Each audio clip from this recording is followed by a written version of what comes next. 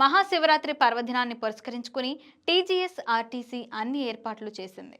రాష్ట్రంలోని వేర్వేరు ప్రాంతాల నుంచి ప్రముఖ శైవ క్షేత్రాలకు ప్రత్యేక బస్సులను నడపాలని నిర్ణయించింది. మొత్తం రాష్ట్రంలోని 43 శైవ క్షేత్రాలకు 3000 ప్రత్యేక బస్సులను నడపనున్నట్లు శుభవార్త చెప్పింది.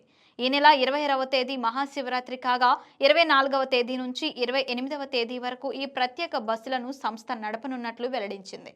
మహాశివరాత్రి పర్వదినాన భక్తులకు శైవ క్షేత్రాలకు వెళ్లడానికి ఎటువంటి ఇబ్బంది లేకుండా ఉండేందుకు తెలంగాణ రాష్ట్ర రోడ్డు రవాణా సంస్థ ప్రత్యేక బస్సులను ఏర్పాటు చేయడం పట్ల ప్రజలు హర్షం వ్యక్తం చేస్తున్నారు. అయితే ఇదే సమయంలో టీజీఎస్ ఆర్టీసీ షాకింగ్ ట్విస్ట్ కూడా ఇచ్చింది.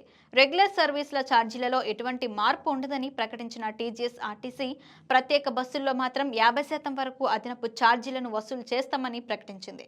ఇక ప్రయాణికులకు ఈ విషయం తెలియజేయడం కోసం ప్రత్యేక బస్సుల ముందు భాగంలో డిస్ప్లే బోర్డును కూడా ఏర్పాటు చేసింది. దీంతో ప్రయాణికులకు బస్సు ఎక్కే ముందు ఛార్జీల విషయం అవగతమవుతోంది. అటువంటి సమయంలో వారికి ఇష్టమైతేనే బస్సు ఎక్కొచ్చు. గత శివరాత్రితో పోలిస్తే ఈసారి 809 బస్సులను అదనంగా నడపనున్నట్టు TGS RTC MD VC Sajjanar తెలిపారు. ఇక ఇప్పటి వరకు తెలంగాణ రాష్ట్రంలో మహిళలకు కొనసాగుతున్న ఉచిత బస్సు ప్రయాణం యథావిధిగా కొనసాగుతుందని పేర్కొన్నారు. హైదరాబాద్ నుంచి శ్రీశైలం వేములవాడ వెళ్లే ప్రత్యేక బస్సులకు ముందస్తు రిజర్వేషన్ సౌకర్యాన్ని కూడా కల్పించినట్టు తెలిపారు. శ్రీశైలానికి 800 బస్సులు, వేములవాడకు 714 బస్సులు, ఏడుపాయలకు 44 బస్సులు, కీసరగుట్టకు 270, కొమరవెల్లికి 51 బస్సులతో పాటు అలంపూర్, ఉమామహేశ్వరం, పాలక్ తదితర ఆలయాలకు ప్రత్యేక బస్సులు నడపనున్నారు.